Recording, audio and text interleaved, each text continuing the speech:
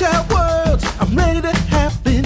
Eyes wide open, no more napping. You noticed, but like in the UFC, there was a guy that was supposed to do a weigh-in, Tom Waller. Like, what did you think about that? Oh, you do? So what did you think when it was like they paid homage to you on that? I had tons of guys calling me and Facebooking me from all over the world about the deal when it happened. Yeah, it was huge. You know what I'm saying? So it was funny. You know what I despise? It's like when people pretend that they don't know about these obscure references. Yeah. But then everyone on Twitter involved with the UFC and wrestling are like, oh, there's you know the homage to Shockmaster. So it's cool, yeah. I mean, they just did, like I was telling this young lady, they were just did a complete rehash on WWE Network, because Howard, he's in charge over that network, and they just did it, and it was, you know, we interviewed all of us individually and stuff, and we talked about that. I think it's awesome, man. It was hard on me the night it happened because it was a live event. You know what I'm saying? It wasn't videotaped. So when it happened, there was no doing it over or anything else. You know? But I know that there were a lot of non-fans that, like, who were friends of mine, who all of a sudden, like, just loved that one clip. Oh yeah, because it's so funny. Yeah, it was the greatest. I gotta say, it worked out for the best for you. It's awesome. Well, you know, it's like I interview guys they interview me for radio and for TV and stuff like that, and I'm like, you know, this is one of those deals where it happened, you know, and the people just, you know, they love it for what it is, you know what I'm saying? And for me, I says the comparison is like movies nowadays. There's a lot of movies that suck, but then they do the outtakes where they show the bloopers that happen with these actors, and they're usually better sometimes than the movie, man, watching the movie itself. Yeah, you're right. You know what I'm saying? So I'm in that genre, I guess, you know, and so, but I have fun with it and love it, and then because with wrestling you have the purist, oh, I can't believe that, it was horrible.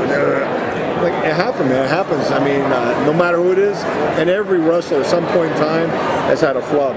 It's maybe not on TV, but at a show or something. I remember guys getting their foot, jump over the top rope, booking their feet and falling on their face. I've seen guys that happen to, famous guys. You know, so it's one of those things. I mean, well, it was legendary. It really was. And oh my God, yeah. I also thought that pairing of you and Earthquake when you were in Typhoon. Oh yeah.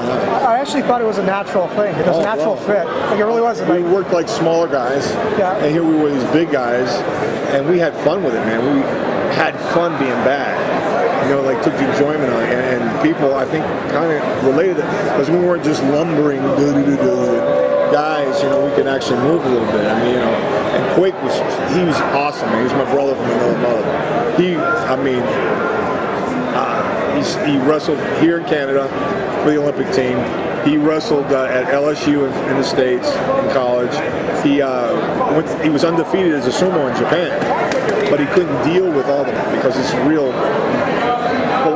mental, you know. But anyway, and then he broke into pro wrestling in Japan with Giant Baba, who had New Japan Pro Wrestling, and All Japan are the top deals, top promotions. You know, here's this ex-pitcher from baseball that's 6'10" or whatever. Baba was. He was a tall, big guy, and you know, it was one of those deals, man. He took him under his wing, and then he came here to the States next, and you know, came, you know, to WWF, you know, as the random guy in the crowd. Yeah, you know, that came out of the crowd, you know, and then he had debut. Push-up contest or something. Oh yeah. You know, so it's cool. How did you end up coming out of the business, you know, so successful and clean? You know, there's a lot of guys who leave bitter, and then they're also broken down, and then there's these addictions. But like, I remember reading about you. Like, did you have like a home renovation company or something? Or I've taught you had so many safety, things, right? construction. Yeah, that's right. But when I came out of high school, this is not what I went to college for. But also, when I came out of high school, I was working on airport jet engines with my high school education. But I went to college. I was a commercial artist. I mean, all the stuff that's here. I collect comic books. I draw. I paint fantasy art. I paint cartoon stuff. I build hot rods. I mean, you know, I've worked since I'm 11 years old. Oh, wow. Okay, doing all kind of stuff. So I had lots of tools. You know, and that's just the environment in my house that I came from. My dad worked 2 or 3 jobs.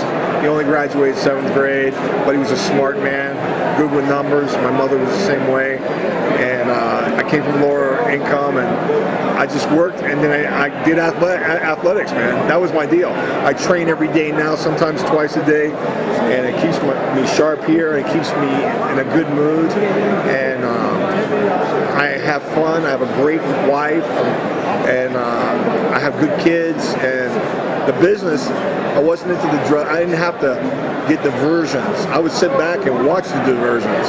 You know what I'm saying? And I would get upset when guys die. Because they're young guys, and some are bad, but some are really good guys that died at young ages, man.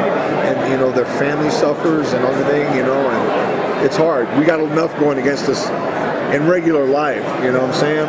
And the business, you can't, you know, some people are afraid to step down to a, you know what I'm saying, adjust their lifestyle. You know, I can live as good with lots of money, and I can live with no money because I worked with no money coming up. You know, and I'm happy. You know, and I got love in my heart, and I appreciate everywhere I go. Just like here, I love me. This is the best part when I wrestle, being somewhere else, experience different foods, meeting different people, man, doing different things, talking like this, man. That's cool. I'm being appreciated. That somebody would appreciate me for what I did. You know, that they appreciated my work. That's a blessing, man. You know, it's not everybody gets that opportunity. I've seen things that I would never, unless I was in the service. I've been to 48 countries. I've been to all 50 states, little towns, planes, trains, automobiles, sometimes boats. You know, I mean, I've been there. I mean, it's tedious. It's hard. It's no different. It's entertainment. It's no different than making music or being an actor. And guys can put actors.